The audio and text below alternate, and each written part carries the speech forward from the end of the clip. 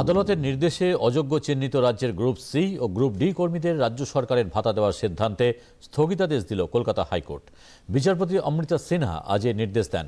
26শে September পর্যন্ত অন্তর্বর্তী স্থগিতাদেশ দেওয়া হয়েছে বলে জানিয়েছেন এই মামলার আইনজীবী ফিরদৌস সামিম।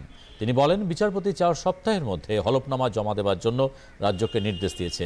তার 2 সপ্তাহের মধ্যে পাল্টা বক্তব্য জানাবেন আবেদনকারীরা।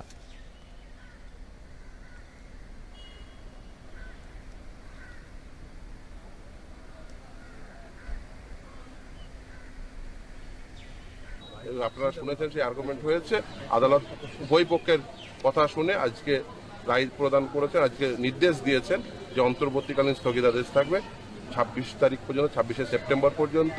4 সপ্তাহের মধ্যে রাজ্য সরকার এফিডেভিট দেবে, তার রিপ্লাই আমরা 2 সপ্তাহের মধ্যে এফিডেভিট দেবো, তারপরে ম্যাটারটি আবার শোনানোর জন্য আসবে। তো অভিযোগ এটা ছিল যে দুর্নীতির পাশে দাঁড়াবার জন্য সরকার এই পদক্ষেপ করছে। একদমই দেখুন, তার কারণ হচ্ছে এই যে দুর্নীতি হয়েছে গ্রুপ সি এবং গ্রুপ ডিতে, সেই দুর্নীতির সঙ্গে সংশ্লিষ্ট রয়েছে অনেকেই, সরকারি আধিকারিক যেমন রয়েছে সেমন মন্ত্রিসভার সদস্যও রয়েছে।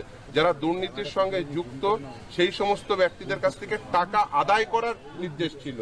রাজ্য সরকার এখনো পর্যন্ত কোনো টাকা আদায় করার কোনো প্রকার পদক্ষেপ নেয়নি, এবং শুধু তাই নয়, আমি আর্গুমেন্টের সময় দেখিয়েছিলাম যে কিভাবে টাকা আদায় করতে হবে, সেটাও কিন্তু মহামান্য কলকাতা হাইকোর্ট মহামান্য বিচারপতি দেবাংশু বসাকের ডিভিশন বেঞ্চ সে কথা বলেছিলেন। তখন বলেছিলেন যে ডিস্ট্রিক্ট ম্যাজিস্ট্রেটের উপর নির্দেশ ছিল ল্যান্ড রেভিনিউ আকারে সেই টাকাগুলো আদায় করতে হবে, কিন্তু এখনো পর্যন্ত কোনো প্রকার পদক্ষেপ আমরা দেখিনি। উল্টে তাদেরকেই টাকা দেওয়ার বন্দোবস্ত করা হচ্ছে, যেটা কোনোভাবেই কাঙ্ক্ষিত নয়।